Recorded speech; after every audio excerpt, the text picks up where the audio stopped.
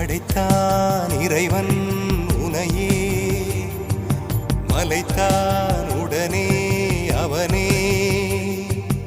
அழகை படைக்கும் திறமை முழுக்க உன்னுடன் சார்ந்தது, என் விழி சேர்ந்தது. விடிய விடிய மடியில் கிடக்கும் பொன்வினை உன்மேனி மீட்டட்டும் என் மேனி. இறைவினில் வந்து கலந்திடு, வீரல் பட மெல்ல காணிந்திடு.